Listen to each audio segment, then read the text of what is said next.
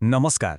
आज आमे भारतीय इतिहासर एक एमिति जुग भितरकु जीवा जोंठी जणे मनीषंक पछरे पूरा देश छिड़ा होइथिला आउ सेइठु ही स्वाधीनतार स्वप्न सत हेबार रास्ता तयारी हेला। वर्ष थिला 1915 दक्षिण आफ्रिकारु जणे एमिति मनीष भारत फेरिले जे खाली इतिहासर मोड़ बदळेई नथिले बरं पूरा स्वाधीनता संग्रामकु गोटे नुआ दिग देइथिले आउ से थिले मोहनदास करमचंद गांधी। ठीक एइठु ही आरंभ हेउछि गांधी जुग। तेबे गांधी जेतेबेले भारत आसिले से खाली जणे नेता होइके आसी नथिले, से आनिथिले एक नुआ चिंताधारा। आउ ए चिंताधारार सबुठु बड़ कथा कौन थिला जानंती? एहार अस्त्र थिला अहिंसा, हिंसा नुहे। आउ सेई अस्त्रर ना थिला सत्याग्रह, माने सत्य पई आग्रह। देखंतु एटा खाली गोटे आंदोलन नथिला, एटा थिला गोटे नैतिक लढई। लक्ष्यटा शत्रुकु हराइबा नथिला, बरं तार मनकु बदळेबा थिला। आउ एई कथाटा ही सत्याग्रहकु से समयर बाकी सबु आंदोलन ठारू पूरापूरी अलगा करि देइथिला। किंतु एई जो आइडियाटा एटा खाली कथारे नथिला, एहाकु कामरे लगागला। चंपारणर नीलचाषी हुअन्तु, खेडार कृषक हुअन्तु किंबा अहमेदाबादर मिल श्रमिक, सबुठी एही सत्याग्रहकु परीक्षा करागला। आउ जानंती कौन हेला? एहा काम कला। आउ एई जो छोटो छोटो सफलता मिलिला, एहा पूरे देशकु गोटे भरोसा देला जे हाँ एई रास्तारे आगकु जाई हेबो। तेबे एई जो छोटो छोटो लढेईरे जितिबार जो आत्मविश्वास आसिला सीटा को बहुत बड़ जिनस पई रास्ता तैयारी कला। एहापरे आरंभ हेला तीनिटा विराट देशव्यापी आंदोलन। आउ एगुड़िको एमिति थिला जे सत कहिबाकु गले ब्रिटिश साम्राज्यर मूलदुआ ही हलिगला। एही टाइमलाइन को टिके देखंतु केमिति धीरे धीरे आंदोलनर रूप बदलुछि आउ संग्राम आहुरी तीव्र हेउछि। 1920 रे आरंभ हेला असहयोग आंदोलन। ठीक 10 वर्ष परे 1930 रे आसिला आईन अमान्य। यह आहुरी बड़ पदक्षेप थिला। आउ शेषरे 1942 रे सीधा सड़क कुहागला भारत छाड़, माने प्रति दशंधिरे लढेईटा आहुरी शक्त हेउथिला। आउ गोटे कथा मने रखिबा दरकार, एगुड़िक खाली धारणा कि प्रतिवाद नथिला। प्रतिटी आंदोलनरा गोटे नियारा तारिका थिला ब्रिटिश शासन को चैलेंज करिवारा।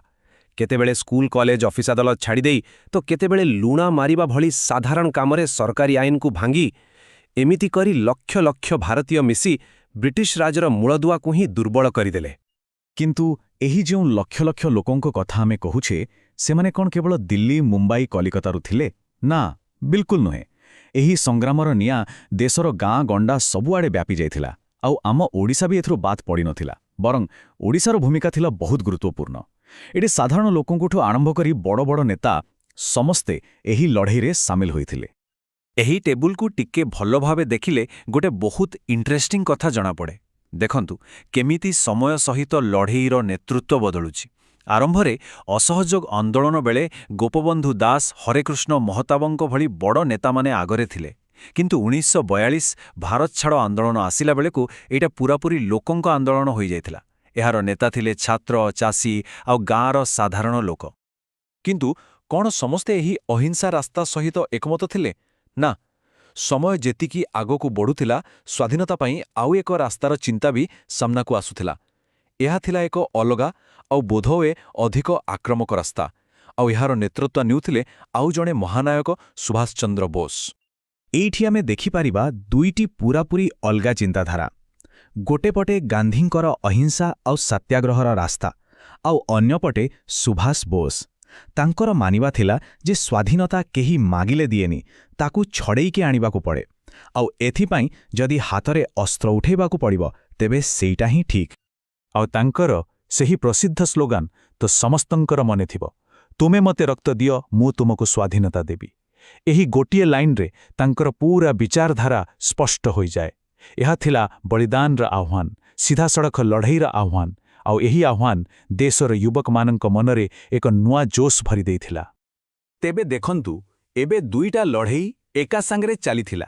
गोटे देश भितरे अहिंसा उपाୟରେ आउ गोटे देश बाहारू सशस्त्र संग्राम माध्यमरे। आउ एही दुईटी लढेईर मिलित चाप ब्रिटिश सरकार पई असह्य होई पड़िला। आउ एइठु ही कहानी तार शेष मोड़ नेला। आउ शेषरे सेही वर्ष आसिला जाहार अपेक्षा दशंधि दशंधि धरी करा जाउथिला। वर्ष 1947 भारतीय इतिहासर एक नुआ सकाळ हेबाकू जाउथिला। किंतु 1947 अगस्ट 15 तारिखर सकाळ खाली खुशी नेकी आसी नथिला। स्वाधीनतार खुशी संगे संगे ଏହା ସାଙ୍ଗରେ ଆଣିଥିଲା ବିଭାଜନର ଏକ ଭୟଙ୍କର ଯନ୍ତ୍ରଣା। ଦେଶ ଦୁଇ ଖଣ୍ଡ ହୋଇଗଲା, ଆଉ ସେଇ କ୍ଷତର ଦାଗ ଆଜି ବି କେଉଁଠି ନା କେଉଁଠି ରହିଯାଇଛି। ତେବେ ଶେଷରେ ଆମେ କ'ଣ ବୁଝିଲେ? ଭାରତର ସ୍ୱାଧୀନତା କୌଣସି ଜଣେ ବ୍ୟକ୍ତି କିମ୍ବା ଗୋଟିଏ ରାସ୍ତାର ଫଳ ନୁହେଁ, ଏହା ଥିଲା ଏକ ମିଳିତ ପ୍ରୟାସ। ଏଥିରେ ଗାନ୍ଧୀଙ୍କ ଅହିଂସା ଆନ୍ଦୋଳନର ଯେତିକି ଭୂମିକା ଥିଲା, ସୁଭାଷ ବୋଷଙ୍କ ସାହସିକ ପଦକ୍ଷେପର ବି ସେତିକି ଭୂମିକା ଥିଲା।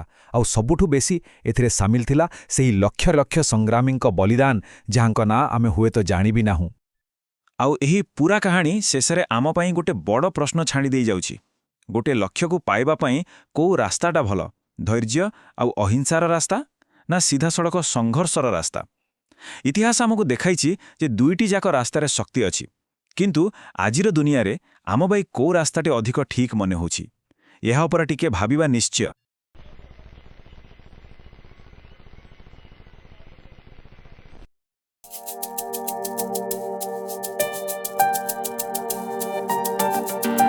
ନମସ୍କାର। ଆଜି ଆମେ ଭାରତୀୟ ଇତିହାସର ଗୋଟେ ବହୁତ ଗୁରୁତ୍ୱପୂର୍ଣ୍ଣ ଅଧ୍ୟାୟ ବିଷୟରେ କଥା ହେବା। ହଁ, ଭାରତୀୟ ଜାତୀୟ ଆନ୍ଦୋଳନର ଗାନ୍ଧୀ ଯୁଗ। ଏମିତି ଏକ ସମୟ ଯେତେବେଳେ ଆମ ସ୍ୱାଧୀନତା ସଂଗ୍ରାମଟା ପୁରା ଏକ ନୂଆ ମୋଡ଼ ନେଇଥିଲା। ଏକଦମ ସତ କଥା।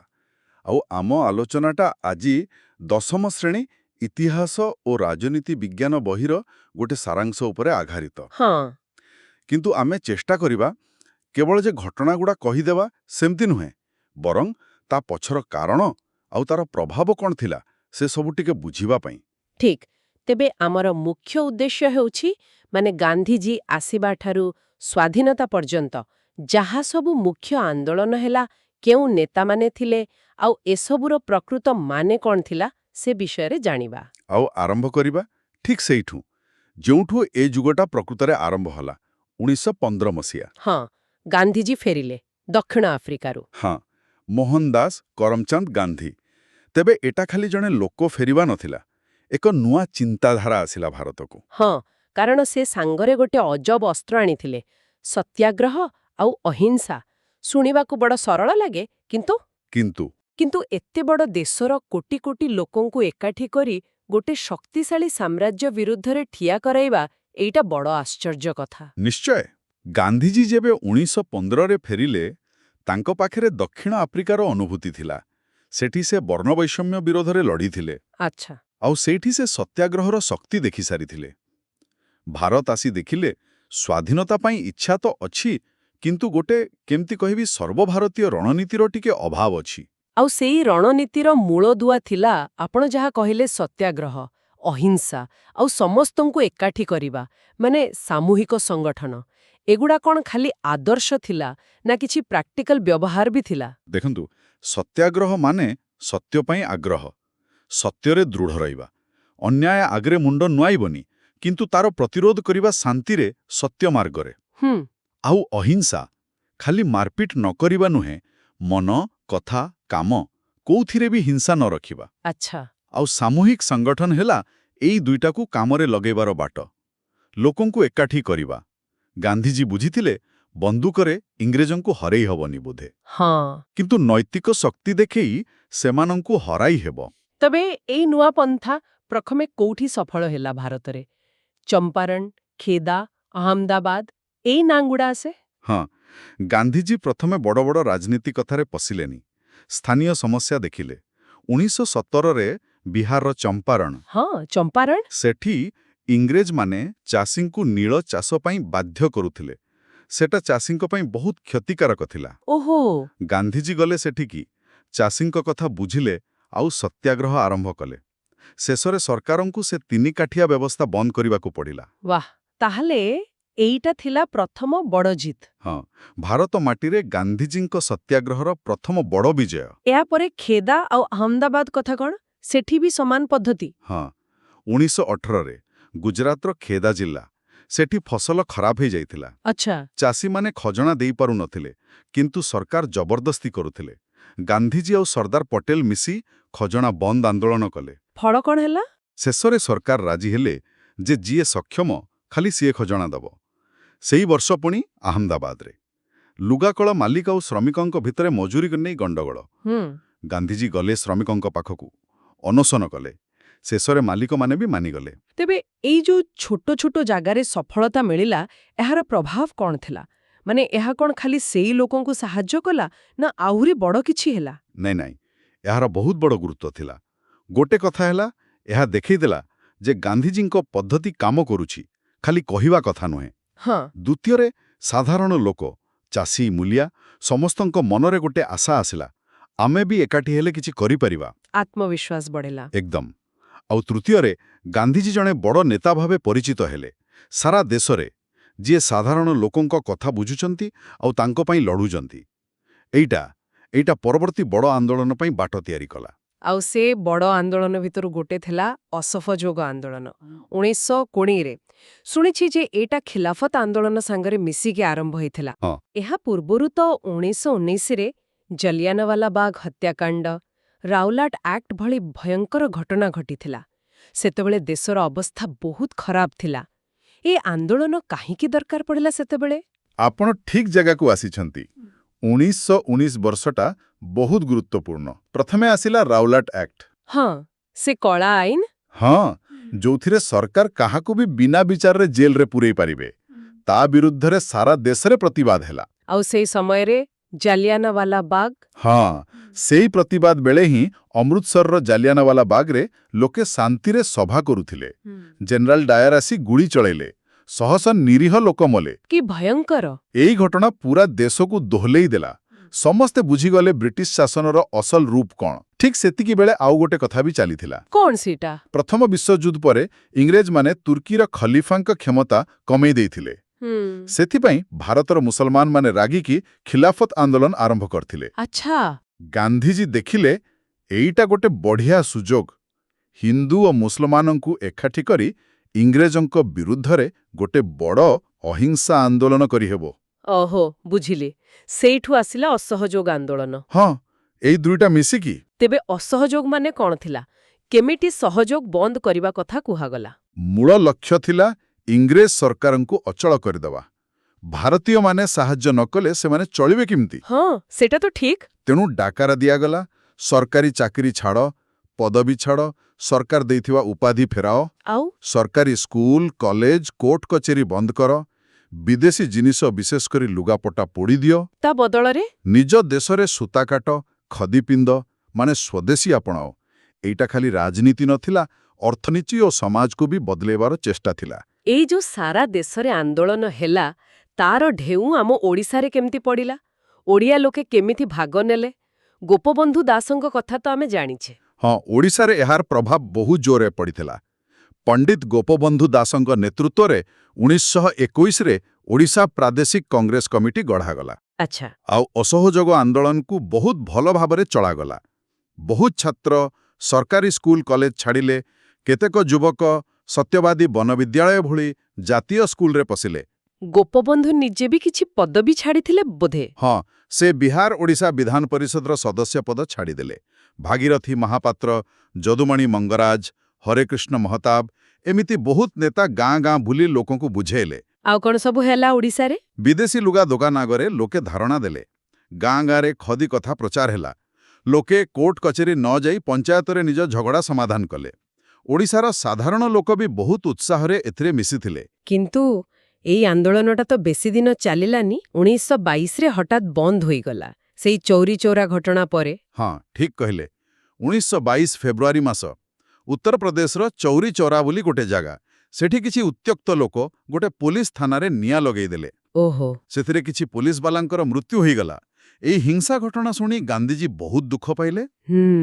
ସେ ଭାବିଲେ ଲୋକମାନେ ବୋଧେ ଏବେ ବି ଅହିଂସା କଥାଟାକୁ ଠିକ୍ ଭାବେ ବୁଝିନାହାନ୍ତି। ସେଥିପାଇଁ ସେ ସଙ୍ଗେ ସଙ୍ଗେ ଅସହଯୋଗ ଆନ୍ଦୋଳନ ବନ୍ଦ କରିଦେବାକୁ ଘୋଷଣା କଲେ। ଏଇ ନିଷ୍ପତ୍ତିକୁ ନେଇ କିଛି ମତଭେଦ ହୋଇଥିଲା କି କଂଗ୍ରେସ ଭିତରେ?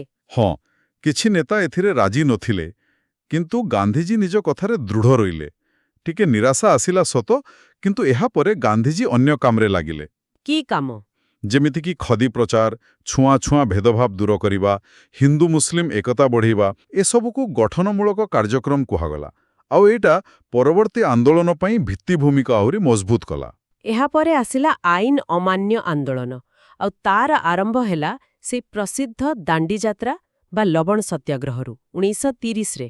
ହଁ ଏହା ପୂର୍ବରୁ 1929ରେ ଲାହୋର କଂଗ୍ରେସ ଅଧିବେଶନରେ ପୂର୍ଣ୍ଣ ସ୍ୱରାଜ ଦାବି ହୋଇଥିଲା।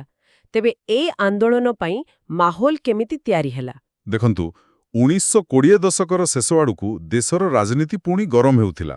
ସାଇମନ କମିଶନ ଆସିଲା, ତାକୁ ସଭାରେ ବିରୋଧ କରାଗଲା। ହଁ, ସାଇମନ ଗୋ ବ୍ୟାକ୍। ଠିକ୍। ଆଉ ଯୁବନେତାମାନେ ଜବାହରଲାଲ ନେହେରୁ, ସୁଭାଷ ଚନ୍ଦ୍ର ବୋଷ ଏମାନେ ପୁରା ସ୍ୱାଧୀନତା କଥାଟାକୁ ବହୁତ ଜୋରରେ କହୁଥିଲେ। ଏହି ସମୟରେ 1929ରେ ଲାହୋରରେ କଂଗ୍ରେସ ଅଧିବେଶନ ବସିଲା। ସେଠି ପୂର୍ଣ୍ଣ ସ୍ୱରାଜକୁ କଂଗ୍ରେସର ଲକ୍ଷ୍ୟ ବୋଲି ଘୋଷଣା କରାଗଲା। ଆଉ ସେଇଠି ଜାନୁଆରୀ 26କୁ ସ୍ୱାଧୀନତା ଦିବସ ପାଳିବା କଥା ବି ସ୍ଥିର ହେଲା ନା? ଏକଦମ। ତେବେ ଏଇ ଲକ୍ଷ୍ୟ ପାଇଁ ଗୋଟେ ବଡ଼ ଆନ୍ଦୋଳନ ଦରକାର ଥିଲା। ଦାୟିତ୍ୱ ପୁଣି ଗାନ୍ଧିଜୀଙ୍କ ଉପରେ ପଡ଼ିଲା। ସେ ପ୍ରଥମେ ଭାଇସରୟ ଲର୍ଡ ଇରୱିନଙ୍କୁ କିଛି ଦାବି ଜଣାଇଲେ, ଗୋଟେ ଚିଠି ଦେଲେ। ସେଠିରେ ଲୁଣ କର କଥା ଥିଲା? ହଁ, ଲୁଣ ଉପରୁ କର ହଟେଇବା ଗୋଟେ ମୁଖ୍ୟ ଦାବି ଥିଲା। କିନ୍ତୁ ସରକାର ଶୁଣିଲେନି। ତେଣୁ ଗାନ୍ଧିଜୀ ଆଇନ ଅମାନ୍ୟ ଆନ୍ଦୋଳନ ଆରମ୍ଭ କରିବାକୁ ସ୍ଥିର କଲେ। କିନ୍ତୁ ମୋତେ ଗୋଟେ କଥା ଆଶ୍ଚର୍ଯ୍ୟ ଲାଗେ। ଏତେ ବଡ଼ ଆନ୍ଦୋଳନ ପାଇଁ ଲୁଣ ଭଳି ଗୋଟେ ସାଧାରଣ ଜିନିଷକୁ କାହିଁକି ବାଛିଲେ? ଏହାର କିଛି ଖାସ୍ କାରଣ ଥିଲେ କି? ଆରେ ଏଇଟା ହିଁ ତ ଗାନ୍ଧିଜୀଙ୍କ ବୁଦ୍ଧି। ଲୁଣ ଏମିତି ଗୋଟେ ଜିନିଷ ଯାହା ସବୁ ଭାରତୀୟଙ୍କ ଦରକାର, ଗରିବରୁ ଗରିବ ଲୋକର ବି।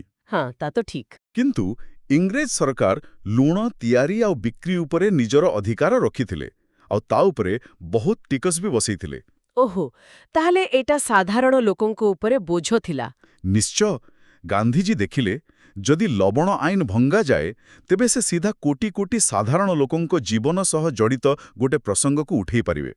ଏଇଟା ଗୋଟେ ସରଳ କିନ୍ତୁ ବହୁତ ଶକ୍ତିଶାଳୀ ପ୍ରତୀକ ଥିଲା। କାହାର ପ୍ରତୀକ? ବ୍ରିଟିଶ ଶାସନର ଅନ୍ୟାୟ ଆଉ ଶୋଷଣର ପ୍ରତୀକ। ଆଉ ଏଥିପାଇଁ ସେଇ ଐତିହାସିକ ଦାଣ୍ଡି ଯାତ୍ରା, ସେ ଯାତ୍ରା ବିଷୟରେ ଟିକେ କୁହନ୍ତୁ। ହଁ, 1930 ମସିହା ମାର୍ଚ୍ଚ 12 ତାରିଖ ଗାନ୍ଧିଜୀ ନିଜର 78 ଜଣ ବଛା ବଛା ସାଥୀଙ୍କୁ ନେଇ ଅହମ୍ମଦାବାଦର ସାବରମତୀ ଆଶ୍ରମରୁ ଚାଲି ଚାଲି ବାହାରିଲେ। କୁଆଡ଼େ? ଦାଣ୍ଡି, ସମୁଦ୍ର କୂଳରେ ଗୋଟେ ଗାଁ।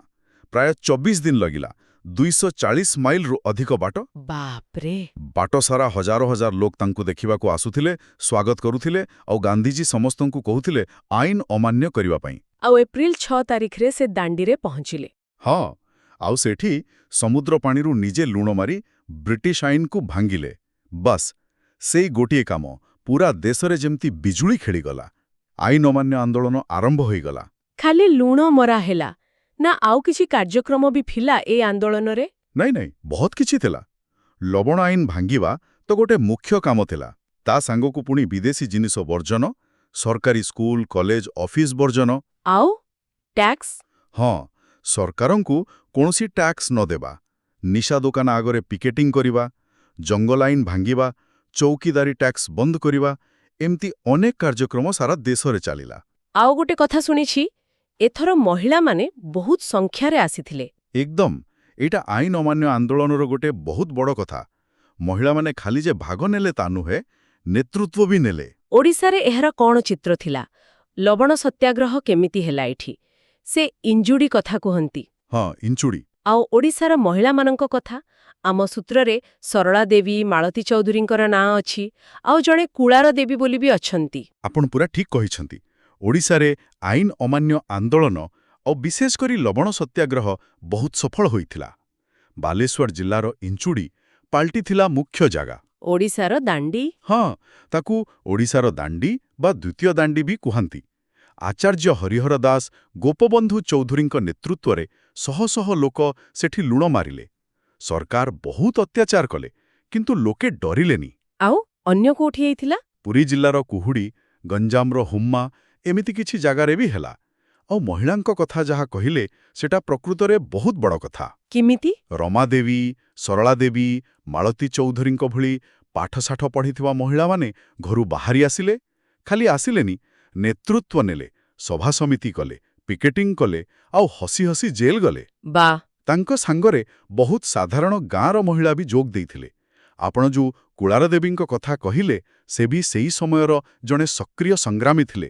ତାଙ୍କର ବି ଯୋଗଦାନ ଥିଲା।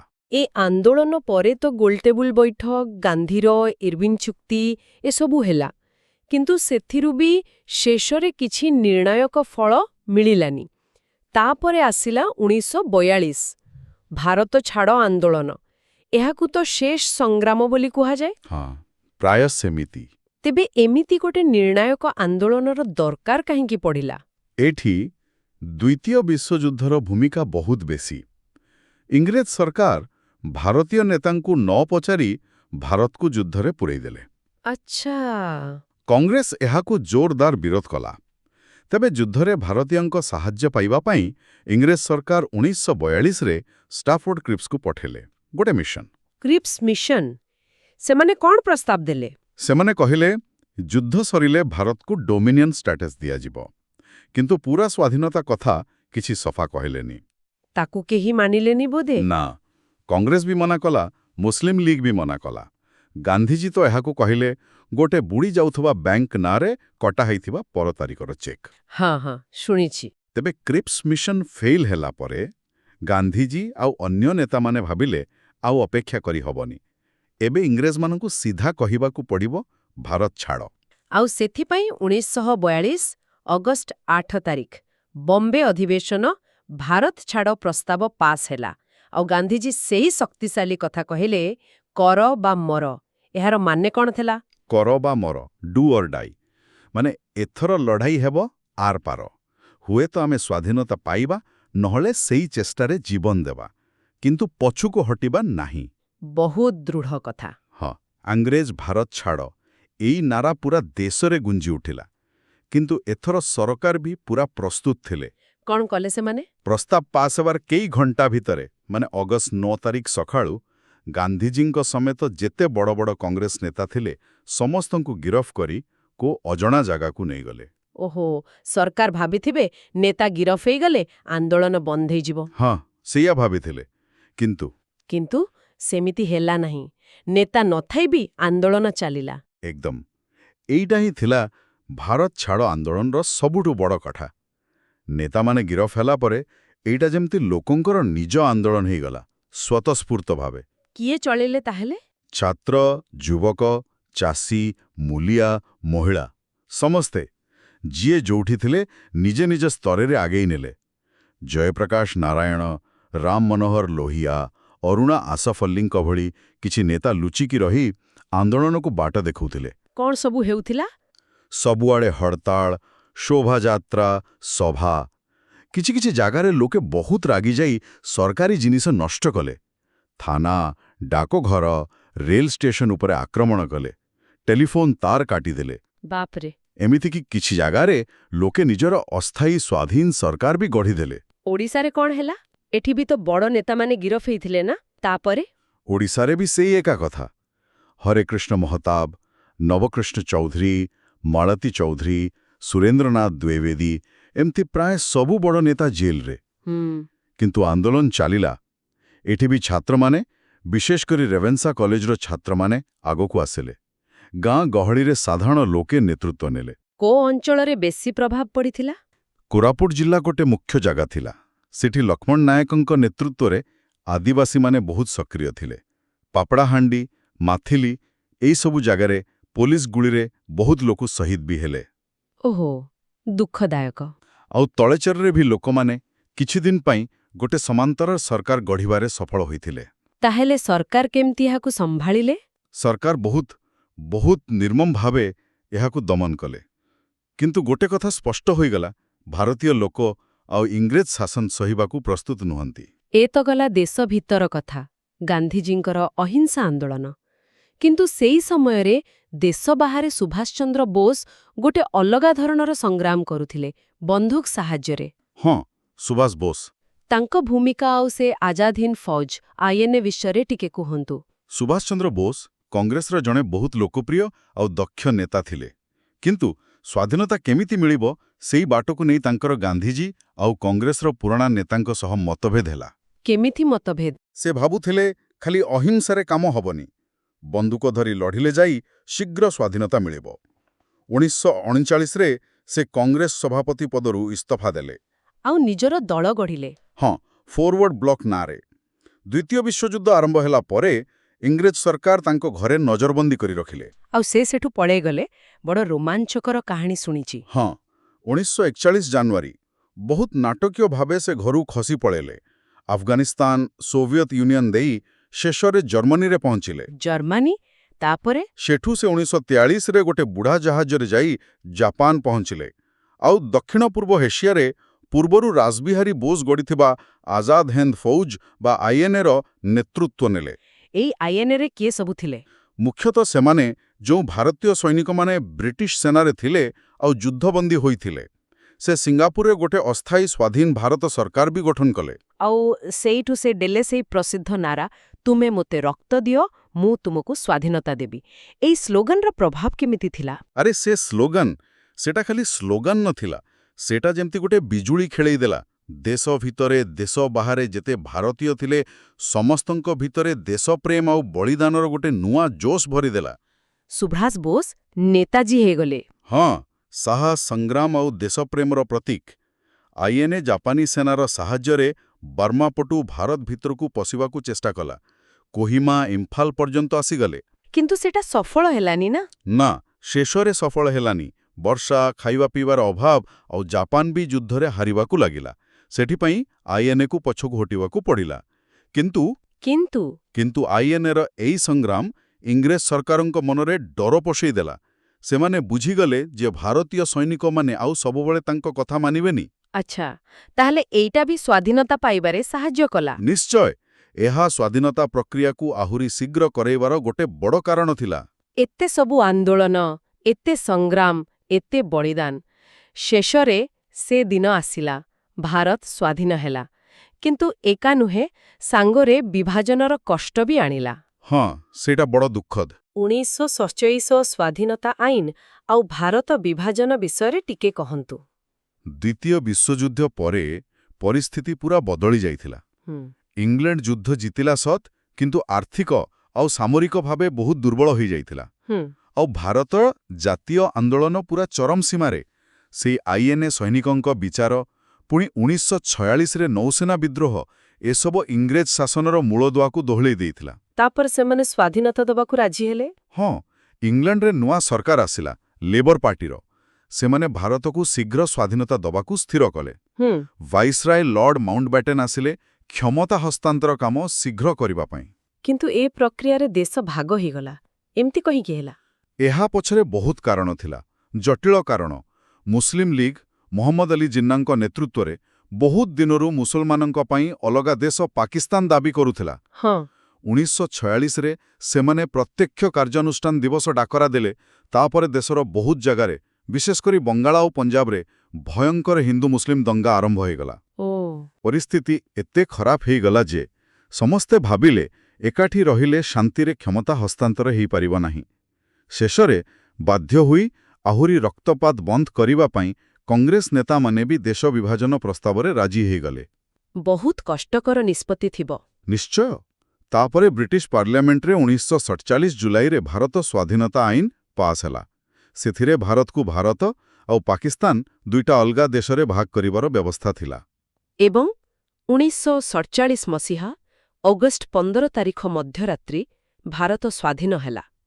ଗୋଟେ ଯୁଗର ସଂଗ୍ରାମ ସଫଳ ହେଲା, କିନ୍ତୁ ବିଭାଜନର କ୍ଷତ ଚିରଦିନ ପାଇଁ ରହିଗଲା। ଏକଦମ ସତ କଥା। ଯଦି ଆମେ ପୁରା ଗାନ୍ଧୀ ଯୁଗଟାକୁ ଦେଖିବା, ଏଥିରେ ଅନେକ ପ୍ରକାର ଚିନ୍ତାଧାରା ମିଶିକି ଅଛି। ଗୋଟେ ପଟେ ଗାନ୍ଧିଜୀଙ୍କ ଅହିଂସା ଲଢ଼େଇ, ଅସହଯୋଗ, ଆଇନ ଅମାନ୍ୟ, ଭାରତ ଛାଡ଼, ଯାହା କୋଟି କୋଟି ସାଧାରଣ ଲୋକଙ୍କୁ ଏକାଠି କରି ଦୁନିଆର ସବୁଠୁ ବଡ଼ ସାମ୍ରାଜ୍ୟକୁ ଚ୍ୟାଲେଞ୍ଜ କଲା। ଅନ୍ୟପଟେ ସୁଭାଷ ବୋଷଙ୍କ ସାହସିକ ସଶସ୍ତ୍ର ସଂଗ୍ରାମ, ଆଜାଦ ହିନ୍ଦ ଫୌଜର ବଳିଦାନ, ଆଉ ଅଗଣିତ ସଂଗ୍ରାମୀ। ହଁ, ଜଣା ଅଜଣା କେତେ ଯେ ସ୍ୱାଧୀନତା ସଂଗ୍ରାମୀ, ବିପ୍ଳବୀ, ସାଧାରଣ ଲୋକ, ସମସ୍ତଙ୍କର ଲଢ଼େଇ ଆଉ ତ୍ୟାଗ, ଏଇସବୁର ମିଳିତ ଫଳ ହିଁ ଥିଲା 1947 ଅଗଷ୍ଟ 15ର ସ୍ୱାଧୀନ ସକାଳ। ତାହେଲେ ଆଜି ଆମେ ଏଇ ଆଲୋଚନାରେ ଦଶମ ଶ୍ରେଣୀ ବହିର ସାରାଂଶକୁ ନେଇ ଗାନ୍ଧୀ ଯୁଗର ମୁଖ୍ୟ ଘଟଣା, ବିଭିନ୍ନ ଆନ୍ଦୋଳନ ପଛର କଥା, ନେତାମାନଙ୍କର ଭୂମିକା ଆଉ ଏ ସଂଗ୍ରାମରେ ଆମ ଓଡ଼ିଶାର ଯୋଗଦାନ ବିଷୟରେ ଜାଣିବାକୁ ଚେଷ୍ଟା କଲୁ। ଗାନ୍ଧିଜୀଙ୍କ ଆସିବାଠାରୁ ସ୍ୱାଧୀନତା ଆଉ ବିଭାଜନ ପର୍ଯ୍ୟନ୍ତ ଏଇ ଯାତ୍ରାଟା ପ୍ରକୃତରେ ବହୁତ ଉଠାପତା, ଆଶା ନିରାଶା, ସଫଳତା ବିଫଳତାର କାହାଣୀ। ନିଶ୍ଚିତ ଭାବରେ। ଆଉ ଏଇ ଇତିହାସ ଖାଲି ପୁରୁଣା କଥା ନୁହେଁ, ଏଇଟା ଆମକୁ ଆମ ବର୍ତ୍ତମାନକୁ ବୁଝିବା ଆଉ ଭବିଷ୍ୟତ ଗଢ଼ିବାରେ ବି ସାହାଯ୍ୟ କରେ। ଆଲୋଚନା ଶେଷରେ ଗୋଟେ କଥା ମନକୁ ଆସୁଛି ଭାବିବା ପାଇଁ। ସ୍ୱାଧୀନତା ମିଳିବା ଗୋଟେ ବହୁତ ବଡ଼ ସଫଳତା ଥିଲା, ଏଥିରେ କୌଣସି ସନ୍ଦେହ ନାହିଁ। କିନ୍ତୁ କିନ୍ତୁ କିନ୍ତୁ ତା ସାଙ୍ଗରେ ଆସିଲା ବିଭାଜନର ସେ ଭୟଙ୍କର ଦୃଶ୍ୟ।